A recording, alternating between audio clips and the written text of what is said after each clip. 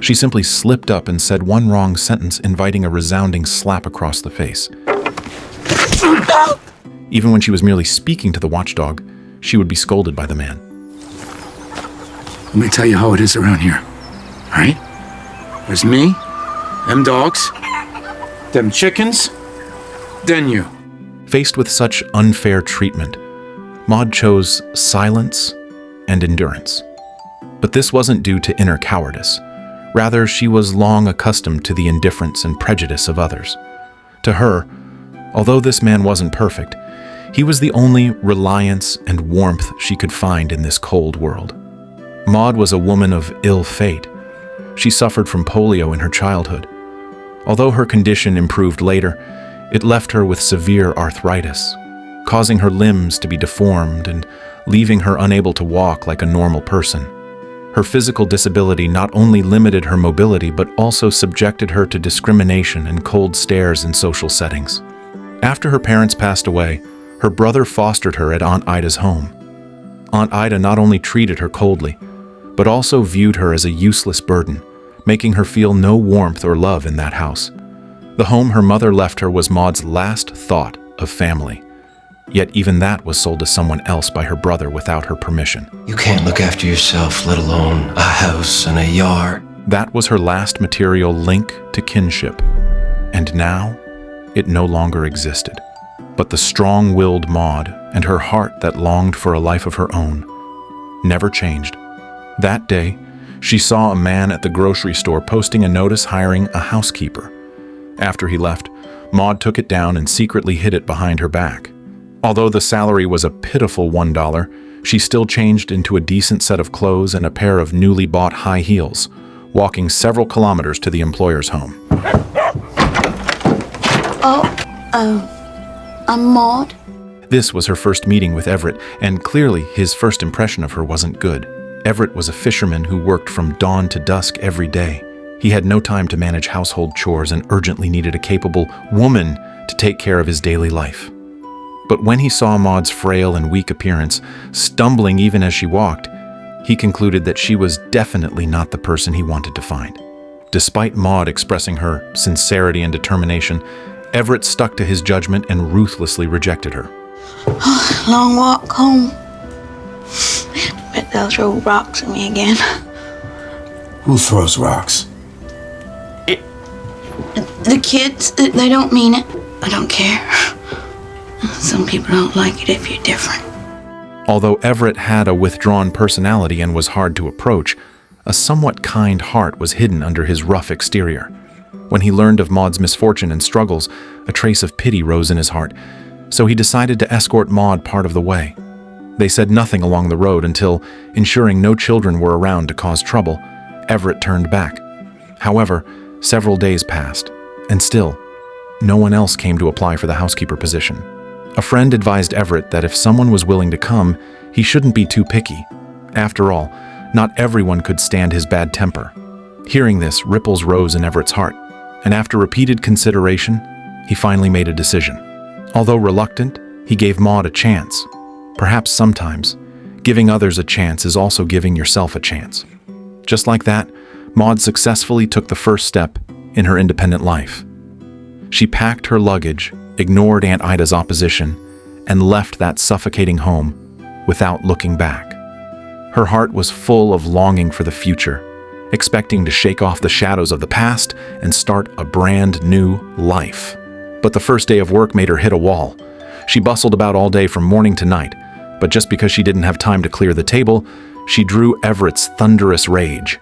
No, not gonna work. No lazy asses around here. No lazy asses around here. You get your stuff and you get out. Oh no! Then, seeing turnip soup, which he hated most, in the pot, Everett shouted abuse at Maud. Everett couldn't control his emotions, and on their very first day together, he kicked Maud out of the house. But this impulse soon turned into self-blame. He knew deep down that his irritability and impulsiveness were demons he had struggled to shake off for a long time. Although filled with regret, words spoken are like spilled water. They cannot be taken back. Until the next morning, he was woken by noise downstairs. Going down, he was surprised to find Maud carefully cleaning the floor. with breakfast already prepared on the table. Everett scratched his head, seeming to realize that the feeling of being taken care of was actually quite nice. He quietly drank his milk, held a piece of bread in his mouth, and walked out without a word, thus tacitly accepting Maud's existence. While Everett was out working, Maud began to earnestly tidy up the little cabin. She also took the initiative to kill a chicken to make soup for Everett, leaving him very satisfied when he returned after a busy day. His attitude toward Maud also began to soften. At night, he even took the initiative to share half of the only bed in the house for Maud to rest. Although the room wasn't big and the quilt wasn't warm enough compared to Aunt Ida's big house, it had more of a human touch. But what Maud couldn't understand was that Everett's temper was as unpredictable as the weather. That day, she simply fed the dog and called it a bad dog, only to suffer a round of humiliation from him.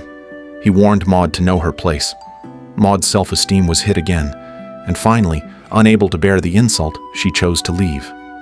Just as she didn't know where to go, she happened to bump into Aunt Ida, who was out shopping. Because the gossip about an old bachelor keeping a disabled housekeeper had spread throughout the town, Aunt Ida unceremoniously scolded Maud for bringing shame to the family. Facing Aunt Ida's reprimand, Maud only responded with a faint smile. Perhaps she was long used to others' judgment, but she didn't want to cut off this kinship. Aunt Ida, you want to come visit me sometime? I wouldn't be caught dead. I wouldn't even drive by that house. After listening to Aunt Ida's answer, Maud smiled. It seemed that fate had never given her a choice. Yet, this was the path she had chosen for herself, and she was determined to walk it to the end, no matter how difficult it might be. Perhaps being a mistress was better than being despised, so Maud returned to that little wooden cabin and began trying to accept this identity. She took a bucket of paint from the warehouse, took the initiative to paint the shelves on the wall her favorite color, and put her photo on the table. She wanted to treat this place as her home. So the next day, when Everett brought a companion home to unload cargo, Maud tried to use the tone of a hostess to entertain him, but she never expected that this self-righteous move would make Everett feel he had lost face in front of his companion. Thoroughly enraged, he gave Maud a fierce slap in a fit of anger. The originally harmonious atmosphere began to turn awkward. Although Everett quickly realized he might have gone too far, Maud's heart was deeply stung. In this oppressive and dull moment, she felt as aggrieved as a helpless child. She took out the paint bucket, letting the humiliation from outside echo in her ears, but chose to transform her inner pain into paintings. For Maud, painting had always been her only way of self-healing and seeking spiritual comfort. After his companion left, Everett sat outside the house, hesitating for a long time, afraid to go back inside. He wanted to apologize to Maud from the bottom of his heart, but due to his pride, he ultimately said the opposite. Learn your lesson? Everett's male chauvinism finally touched Maud's bottom line. She decided not to be silent anymore. Instead, she loudly expressed her anger and dissatisfaction, warning Everett that if there was a next time, she would definitely choose to leave. After speaking, she also asked him to settle her wages for the past 2 months. Everett also realized his mistake. He didn't say a word, simply handing the wages to Maud. Later, Maud used these wages to buy brushes and paints. She treated the whole hut as a canvas, painting various patterns she liked. Perhaps out of guilt, or perhaps Everett had learned how to get along with people. This time he unprecedentedly didn't criticize Maud, and even discussed the paintings with her. Although he had warned her not to get paint on his work area, the very next day, he crafted a few wooden boards and secretly placed them right in Maud's path. The surfaces had been polished smooth, obviously intended for Maud to use as painting boards. Maybe this rough-looking man wasn't good at expressing emotions with language, only capable of showing respect and understanding through practical actions. That day, a stranger knocked on the door. She was dressed brightly, with an outstanding temperament, revealing a kind of nobility and elegance in her gestures. She looked like a wealthy woman. But the reason for her visit was that she had paid but hadn't received Everett's fish. Maud stood by the door, instinctively feeling a trace of wariness. She only politely promised to convey the woman's request and did not invite her inside. Just as Maud was about to close the door to see her off, the woman's gaze was suddenly attracted by the paintings on the wall. It seemed she not only liked the art, but was also interested in Maud. What's your name? Maud. Nice to meet you, Maud. I'm Sandra. Nice to meet you, Sandra. Just like that, Maud made the first friend in her life, and her destiny quietly changed because of it.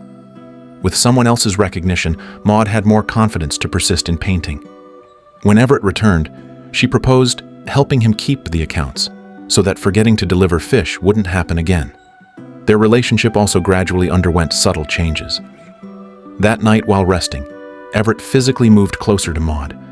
Maud understood his meaning and knew what Everett wanted to do. It turned out Maud had a past unknown to others.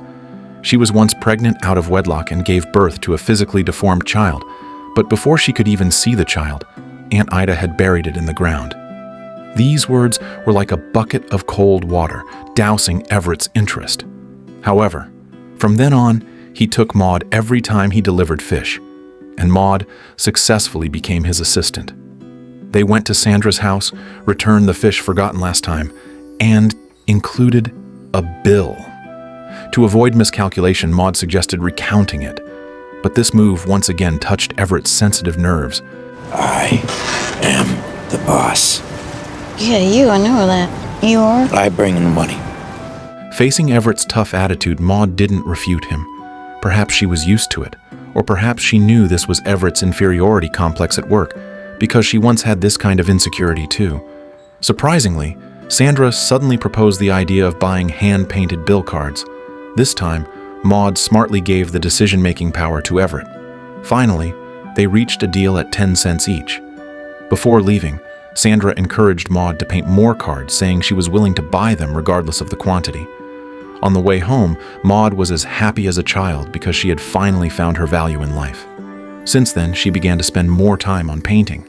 Everett also tacitly supported her, silently in the background. He not only personally helped Maud buy paints and other tools, but also took over some important housework, just to let Maud have more time to create. Their relationship became harmonious in their day-to-day companionship. Everett's figure often appeared in Maud's paintings. Over time, her paintings gained more people's love, and more people bought them. Of course, there were some questioning voices. Whenever this happened, Everett would always stand up to defend her. Maybe he could, but he didn't. Maud did. Precious, please. You're an idiot. You're an idiot. Unknowingly, in Everett's eyes, Maud was no longer a simple servant, but more like a family member to share life with. That day, Sandra visited again. She wanted to buy a larger piece. Everett, taking charge, casually handed 2 paintings to Sandra, but he didn't know that one of them held special meaning for Maud. It depicted the daughter she had never met. She couldn't bear to sell that painting, but Everett had already started negotiating the price. Maud was so anxious she couldn't speak. Fortunately, Everett quickly sensed her distress, and he directly took the unfinished painting back from Sandra's hands. It's a joke. This one's not for sale. Only when he saw Maud nod did Everett relax. Sandra didn't press the issue, stating that she would be willing to buy any future works Maud painted for $5 each. This made both Maud and Everett very happy, as it would greatly relieve the pressure on their impoverished life. From then on, their life unknowingly blossomed with new colors. Maud invested more time painting peacefully in the house, while Everett made paintbrushes for her at the door, supporting her with practical actions. Every time he went out to deliver fish, Everett would bring Maud along in the cart. His name also became an indispensable part of Maud's works. Everett's long frozen heart was unknowingly melted by Maud's warmth. He picked up the broom and actively took on the housework, and Maud gradually got used to this life of role reversal. That night, she actively moved closer to Everett, but facing this sudden gesture of affection, Everett chose to refuse. Actually, Maud knew very well in her heart that she and Everett were the same kind of people, one carrying physical limitations, the other bearing flaws of character. In this imperfect world, they happened to need each other. They could have been like most people, getting married after living together for a while. But Everett couldn't get over that hurdle in his heart. I don't like most people. They don't like you. It's true. I like you. Maud's frank confession made Everett completely awaken. Those emotions hidden deep in his heart, which he dared not easily touch, were gently uncovered. When the sun rose again, they held a simple but significant wedding in the church. There were no complicated rituals, no noisy guests, only two hearts closely relying on each other. The groom used the small cart that had witnessed countless daily routines to take the bride home. At that moment, Maud's smile was brighter than ever because she finally possessed a home that truly belonged to her. On their wedding night, they danced in the cramped room. Two once lonely souls warmed each other with their most sincere emotions, filling the voids in each other's lives. Everett's strong feet became Maud's solid reliance, supporting her through the bumps of fate to welcome every dawn together. Their life after marriage was very happy. The Everett with unpredictable moods disappeared. Replaced by a husband full of protective love, he learned to unconditionally tolerate everything about Maud. As time passed, Maud's paintings became increasingly rich. Her artistic talent began to bloom, and the business of selling paintings prospered. Everett willingly became Maud's full-time assistant. Over time, with Sandra's strong promotion, Maud's paintings gradually became famous far and wide. Everett never dreamed that his story would appear in newspaper headlines. Unexpected surprises continued to follow. Combined with their touching love story, Maud's creations became more and more famous. Even President Nixon wrote to ask for a painting. TV reporters flocked to them, scrambling to interview them and turning their story into a documentary.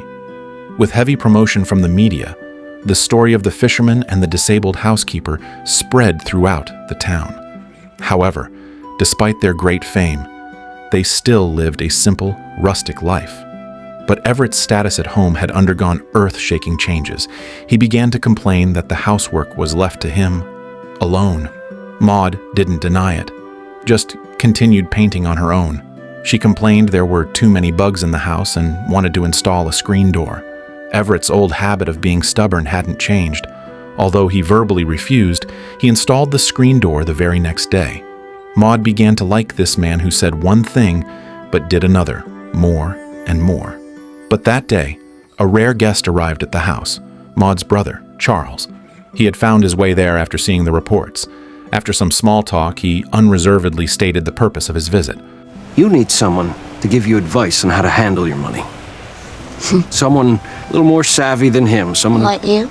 Maud knew her brother's character well. She understood his intentions and remembered clearly that if he hadn't sold her home to pay debts, her fate wouldn't have been so rough. Before Maud could refuse, Everett suddenly walked out. He unceremoniously asked Charles his purpose for being there. Maud told a lie to cover for Charles, claiming he had come to buy a painting. Just like that, Charles spent $5 to buy a painting and ran away with his tail between his legs. Maud's career continued to flourish, and soon, the front of the hut was crowded with people. This made Everett begin to worry. Perhaps he felt he wasn't good enough for Maud, or perhaps he worried Maud would leave one day. Recently, rumors about him had started spreading in town, especially Maud's Aunt Ida. She never imagined that the woman once despised by everyone was now the most successful one in the family, yet she had married a poor, eccentric fisherman. That day, Aunt Ida bumped into Everett on the street. She knew she was getting old and had some things she needed to say to Maud in person, so she wanted Everett to bring Maud to see her. However, Aunt Ida's snobbish tone was something Everett couldn't stand, and given his personality, he naturally wasn't willing to do so. He simply relayed Aunt Ida's message to Maud, and explicitly stated he would absolutely not go to Aunt Ida's house. What if she dies and I didn't get to say goodbye, huh? What if I die and you're not here and you didn't get to say goodbye? You're being silly. No, not taking you. I don't need you to get there. Oh. You don't even know how to drive. Well, no. I know how to walk. Forced by circumstances, the frail Maud could only limp along on foot. Carrying a cherishing and longing for kinship, she arrived at Aunt Ida's home. But Aunt Ida revealed a massive secret to Maud. Learning the truth, She didn't. Charles sold her. What? dead or what? She was fine. Maud's heart was a mix of flavors. On the way home, Everett, unable to stop worrying, rushed over to meet her. After getting in the car, Maud wanted to tell him about the daughter. But at that moment, Everett's mind was consumed by those rumors and his complaints about Maud. Everett's unkind words completely broke Maud's heart. They parted on bad terms. With nowhere to go, Maud knocked on Sandra's door. Fortunately, she still had this one friend in her life, so she didn't end up homeless. Everett, on the other hand, went back to the pier, returning to his old life. Driven by his pride, he couldn't stop himself from saying the most hurtful things, always regretting it endlessly afterwards. Although the calmed-down Everett and Maud lay in different beds, they were thinking of each other every moment. Looking at the wedding photo on the wall, Everett knew clearly that, as a man, he had to do something. The next day, he drove his truck to Sandra's residence and put down his pride to knock on the door. This time, changing his usual style, he spoke the heartfelt words to Maud that he had always wanted to say. I don't want you to leave me, Why would I do that? because you can do much better than me. I got everything I want with you, Everything. But couldn't. Maud's words made a warm current surge in Everett's heart. He involuntarily held Maud's hand, tears swirling in his eyes, finally showing a tender side. The barrier between them dissolved at this moment, and just like that, Everett took Maud with him. But instead of going straight home, he drove her to a mansion. This was Maud's daughter's home. She had grown up into an adult, physically perfect and very beautiful, possessing a happy and complete family. Maud only dared to watch secretly from a distance. She wanted to walk up and hug her daughter tightly, but she knew deep down that doing so would surely ruin her daughter's originally happy life. The most painful thing in the world is to have loved ones close at hand, but not dare to recognize them. In the end, she still held back her tears, choosing to endure this torment alone while quietly protecting her daughter's happiness. That winter was exceptionally cold, and Maud's arthritis became more and more serious. When Everett was out, Maud could no longer complete housework independently. Even holding a brush to paint felt strenuous. The doctor had no solution, only able to prescribe some painkillers to alleviate the suffering. Maud also felt her days were numbered, and she even began giving Everett instructions for after she was gone. From then on, Everett stayed by Maud's side every moment. But the inevitable eventually came. One night, Maud suddenly felt unable to catch her breath and collapsed in front of her easel. Seeing the situation was critical, Everett quickly rushed her to the hospital, but it was too late. It turned out Maud often smoked secretly behind Everett's back. Already in poor health, this bad habit contributed to her terminal condition. Her life began to count down. Everett sat before the hospital bed, sobbing uncontrollably. He regretted not taking better care of Maud and felt deep guilt and self-blame for his previous harshness and rudeness. But Maud never cared about these things because she had already obtained everything she wanted. She knew Everett loved her. Finally, Maud got her wish, finishing the last journey of her life accompanied by her lover. But for her, this was also a form of release, a release from the torture of pain, a release from the disdain of others, a release from the betrayal of family. She closed her eyes peacefully, a long-lost tranquility on her face. That was not only a calm farewell to the past, but also an endless expectation for a beautiful future. In the final moments of life, she finally broke free from those suffocating shackles. Whether physical pain or emotional trauma, all vanished with her departure. Everett walked out of the hospital in loss, driving the truck home alone. He sat on the sofa, watching the calendar pages turn in the breeze, and a sense of unprecedented relief rose within him. He knew deep down that Maud had found her resting place in heaven, where there was no pain, no indifference, and no betrayal, only eternal warmth, profound understanding, and endless love. Their love was like a beam of light piercing through the clouds, illuminating each other's worlds and lighting up Everett's soul. Although Maud had left, her spirit would forever inspire Everett, making him believe in the power of love and the miracles of life. Looking back at Maud's life, she experienced so many hardships from childhood to adulthood, facing the various darkness and ugliness of human nature, yet miraculously maintained the purity and kindness of her heart. No distortion, no sinking, and no antisocial resentment. Instead, she became a mature, rational, wise, and gentle person, understanding the ugliness of the world yet remaining clear-hearted, knowing the ways of the world yet not stained by cynicism. Maud's story is the best interpretation of unyielding perseverance in life. Let us be proud of her and moved by the life force she displayed. Although life has too many disappointments, we still need to move forward bravely. Please don't be depressed by the gossip of others. Don't feel inferior because of your smallness, and don't look down on yourself because of your ordinariness. Remember that every person's life has its unique value and light. Just as Maud showed, even in the most difficult moments, persist in the inner light, because it is exactly these extraordinary experiences that cast our unique lives.